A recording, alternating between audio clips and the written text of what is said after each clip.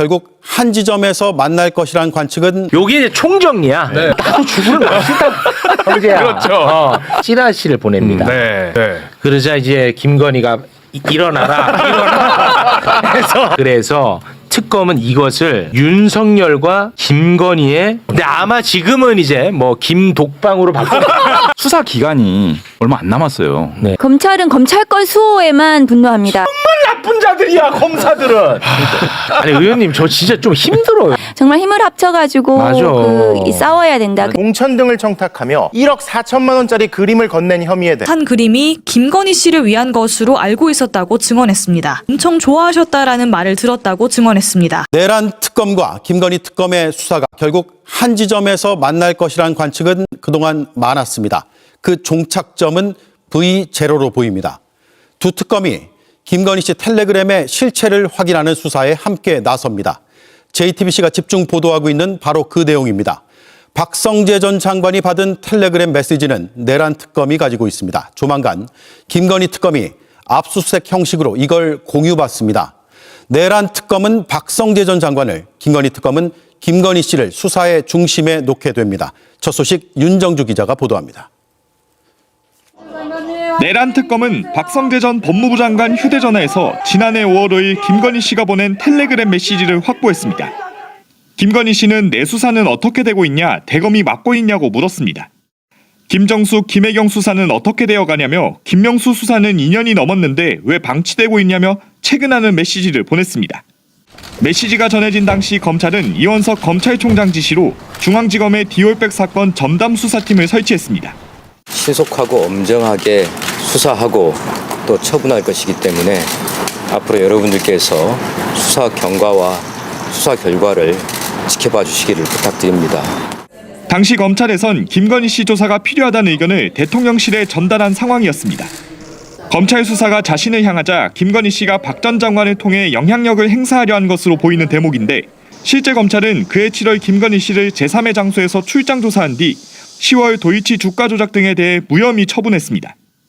김건희 특검은 의혹 전반을 들여다보기 위해 내란 특검이 확보한 텔레그램 자료를 확보할 계획인 것으로 알려졌습니다. 실제 내란 특검은 브리핑을 통해 박성재 전 장관의 청탁금지법 위반 혐의에 관해서만 수사할 계획이라며 김건희 특검에서 압수수색 영장을 받아 증거를 가져간 뒤에 중복 수사 방지를 위한 협의가 필요하다고 밝혔습니다. 김건희 특검은 수사 범위 안에서 필요 절차를 신속히 진행할 예정이라 했는데 한 달 정도 남은 수사 기한을 고려하면 곧 메시지 확보를 위한 압수수색에 착수할 걸로 보입니다. 김건희 이야기로 빠르게 좀 들어가도록 하겠습니다. 네. 김건희의 수사는 김건희가 직접 지휘를 했습니다. 그리고 거기에 맞춰서 검찰 인사까지 단행한 것으로 보입니다. 다시 한번 쭉 한번 총정리를 했거든요. 네. 그거 한번 좀 올려주시겠습니까? 요거 한번 요게 이제 총정리야. 자, 먼저 2024년 5월 2일 이원석 총장의 명품백 수사권 수사팀 구성을 지시를 했죠. 네. 그랬더니 4일 날 윤석열, 박성재가 둘이 통화를 합니다. 1시간 15분이었어요. 이게 뭔 아니 보통 전화하면 1시간 15분 할 수가 없어요. 귀가 따가워서요. 이게 내가 볼 때는 이게 1시간 15분이잖아. 1시간 15분은 이게 용건만 얘기하기에도 너무 길거든. 길잖아요. 그렇죠. 성재야 내 입장이 그래. 성재야 나도 죽으면 맛있다. 성재야. 그렇죠. 너도 알잖아. 아니 상황이 어떠신데요 지금? 성재야. 야 내가 솔직히 얘기하면 오히려 직접 나서면 너가 더 골치 아플 거야. 지금 나서기 전에 우리 선에서 끝내는 게 좋아. 성재야. 나도 쉽진 않은데 야 지금 나서면 우리 다 죽어 임마. 알겠습니다. 그런데 나섭니다. 그런데 나섭니다. 다음 날 김건희가 박성재에 텔레그램을 보냅니다. 김건희가 보냈지. 그리고 7일 날 김주현 민정수석을 임명을 합니다. 포석을 따는 거죠. 그리고 12일 날 윤석열, 박성재가 4차례 통화를 합니다. 그러니까 이게 특이한 게 뭐냐면 김건희, 윤석열이 다 통화를 해요. 그러니까 두 사람이 같이 공동 정권을 이룬 게 아닌가 하는 생각이 들고요. 그리고 13일 날 박성재가 드디어 움직입니다. 박성재 장관 주도로 검찰 고위 인사를 단행을 합니다. 그리고 14일 날 이원석 총장의 소극적 저항, 침묵이 있었죠. 네. 그리고 15일 날 다시 윤석열과 박성재가 통화를 합니다. 그렇게 되는 건데요. 5월 15일 새벽 4시에 와, 새벽 4시. 김건희가 박성재에게 이런 일련의 과정들이 담겨 있는 그 찌라시를 보냅니다. 네. 찌라시. 네, 이원석 총장이 대통령실로부터 사퇴 요구를 받자 이에 대한 항의성으로 김건희 씨에 대한 신속 수사를 지시했고 결국 수사팀 지휘부가 교체됐다. 이런 찌라시를 보냅니다. 새벽 4시에 네. 보내거든요. 그리고 이제 아침 8시가 됩니다. 네. 그러자 이제 김건희가 일어나라. 해서 이제 윤석열이 8시에 똑같은 찌라시를 또 보내. 박성재에게 보내. 근데 이게 되게 중요한 게 특검이 이게 되게 중요한 포인트입니다. 네. 특검이 이 포인트를 굉장히 중요하게 봅니다. 어떻게 봤냐. 새벽 4시에 김건희가 찌라시 보냈지. 아침 8시에 깨워갖고 이제 똑같은 찌라시를 박성재한테 윤석열이 보냈단 말이에요. 네. 그래서 특검은 이것을 윤석열과 김건희의 정치 공동체로 봤어요. 이게 윤석열 수법이거든요. 경제 공동체 개념처럼 정치 공동체로 봤습니다. 굉장히 중요한 대목입니다. 자, 그런데 특검은요. 박성재도 윤석열, 김건희 부부와 정치 공동체로 봤어요. 박성재도 이게 되게 중요한 포인트야. 왜 그러냐? 박성재가 자신의 휴대전화에 김건희의 전화번호를 저장을 해야 될 거 아니야. 그렇죠. 저장을 뭐라고 해놨냐? 김안빵. 김안빵. 자, 성이 김안빵, 안빵만이, 안빵만이. 김안빵. 이렇게 써놓은 거야. 이렇게. 그래서 이렇게 세 사람을 특검은 정치 공동체로 봤습니다. 와. 근데 아마 지금은 이제 뭐 김독방으로 바꿔. 지금은 깜빵이라든지. 네. 이게 되게 중요한 포인트야. 특검이 정치 공동체로 봤다. 왜 중요한 네, 건지 아세요? 설명해 주세요. 그러니까 공범, 그러니까 법적으로 보면 이제 공범으로 그 이제 그 혐의 구성을 해야 되는 부분인 거고요. 실제로 과거에 이제 그 경제 공동체 얘기는 있었잖아요. 근데 사실 그게 법적인 용어는 아닌데 어쨌든 그렇게 법리 구성을 만들었죠. 네. 방식으로 이제 해 들어간 거고 공동 정범으로. 근데 이 정치적 공동체라고 하는 게 이제 행위 자체를 같이 이제 그 공모하고 이렇게 해서 공범으로 이제 구성할 수 있는 그런 매개이기 때문에 매우 중요한 지점이고 사실 이제 김건희는 민간인이거든요. 그러니까 만약에 공무원과 관련된 어떤 범죄 혐의를 구성할 때 그 공동정범으로 구성할 수 있다라고 하면 민간인은 이제 그 공범으로 구성할 수 있기 때문에 공동체라고 하는 공범 성격으로 이제 그 접근하는 측면이 있는 거고 사실은 저 일련의 과정에서 눈에 띄는 게 네. 항상 대체적으로 이제 김건희가 먼저 움직입니다. 그리고 이어받아서 이제 윤석열이 또 같이 움직이거나 이런 방식이어가지고 과연 누가 이거를 주도하는 것인지도 의문 들 정도로 네. 김건희가 깊숙하게 네. 개입하는 거고 저는 과거에 최순실 이상 아이고, 비교도 안 되죠. 국정농단 훨씬 심하죠. 실체들이 이제 네. 드러나고 있어서 근데 이게 사실은 수사 기간이 얼마 안 남았어요. 네. 이제 막 드러나고 있는 건데 그래서 저는 이 부분을 별도의 그러니까 특검 기간 연장은 이제 한계가 있잖아요. 네. 또 별도의 특검을 또 해야 되나 이런 생각이 들 정도로 실체들이 막 드러나고 있어요. 너무 심각해. 이 상태에서 심각해. 적당히 묻는 것은 뭔가 엄청난 실체를 보고 있는 초입 단계인데 네. 덮어두는 꼴밖에 안 돼가지고 그렇습니다. 이거를 다 규명을 해야 될 것 같아요. 네. 이 검찰은 어마어마한- 왜 이런 거 보고 분노를 안 합니까? 검찰은 검찰권 수호에만 분노합니다. 예. 그 정치 공동체라는 저 표현은 굉장히 중요하다고 지적하신 거는 정말 100% 맞고요. 아, 네. 왜냐하면 이제부터는 김건희는 그 정치인인 윤석열과 같은 이 동급으로 윤석열 김건희가 받은 그 뇌물 그 물건들 있잖아요. 그 네. 금품이나 이런 것들이 뇌물로 이제 구성이 가능한 거예요. 앞으로는 그러니까 윤석열과 같은 한 몸이 되는 겁니다. 정치적인 공동체이기 중요하네. 때문에 그래서 그동안 알선수재나 이런 걸로 구성했던 것이 저는 뇌물로 구성이 가능하다고 보여집니다. 그 박성재, 윤석열, 김건희 이렇게 정치 공동체로 가면서 그리고 아까 이제 1시간 넘게 박성재하고 통화한 거 그건 뭐냐 하면 그렇습니다. 저는 좀 추측하기에 네네.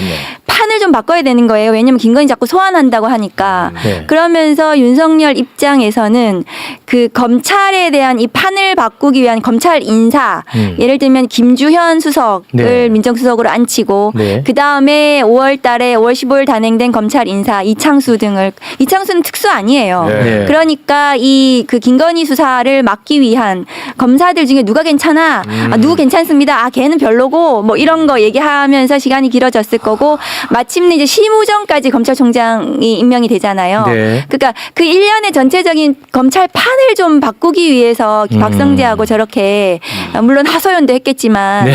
그래서 저렇게 통화를 하고 그 후에 이제 검찰 인사들이 단행이 된 것이 아닌가 네. 그런 생각이 들거든요.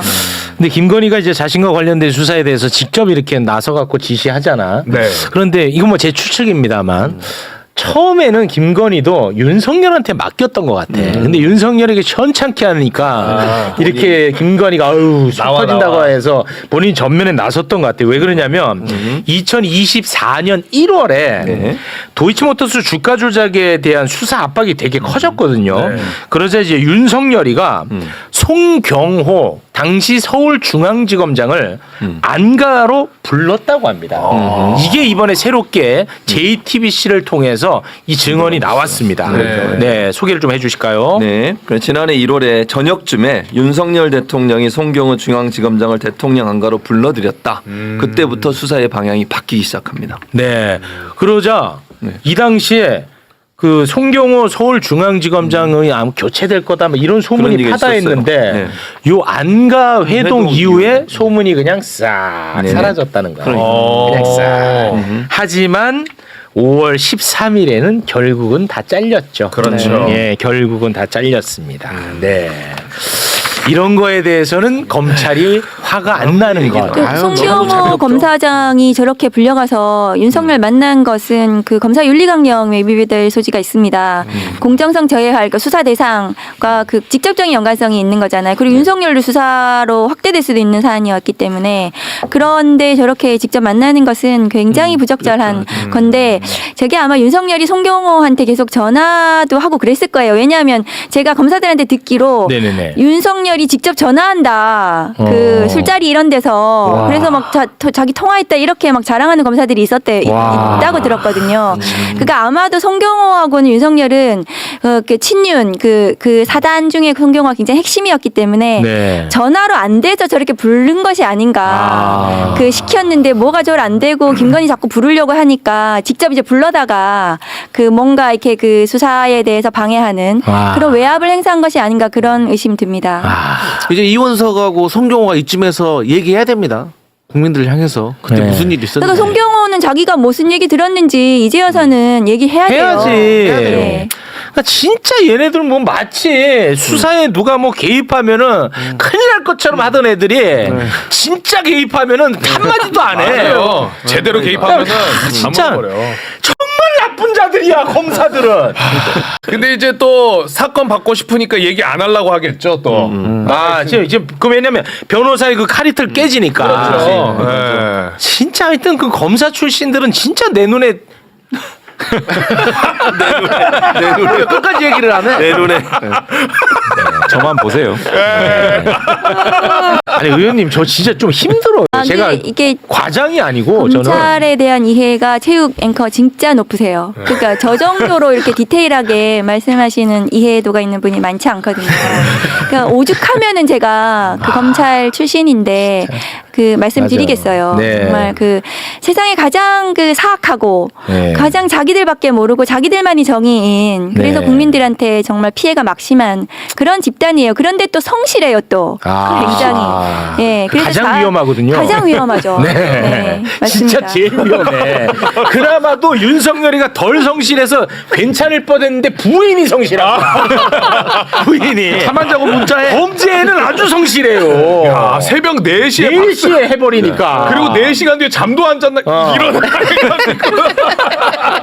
섬뜩하네 진짜. 섬뜩한 바보야 진짜. 우리는 그런 시대를 살았어. 그래서 검찰과의 싸움에는 정말 힘을 좀 합쳐주셔야 돼요. 합쳐야 돼 진짜. 정말로. 그래서 싸우기 굉장히 힘들어요. 저 네. 집단은 70년 동안 맞아요. 정말 그 권력에 복무하고 권력 그 자체가 됐잖아요. 마지막에는. 네. 그래서 온갖 스킬을 다 가지고 맞아, 있는 맞아. 거예요. 그렇습니다. 언론, 네. 그다음에 뭐 자본 권력까지 해서 동원해서 그래서 네. 온갖 기득권 세력과 카르텔을 가지고 이 휘두르기 때문에 정말 힘을 합쳐가지고 맞아.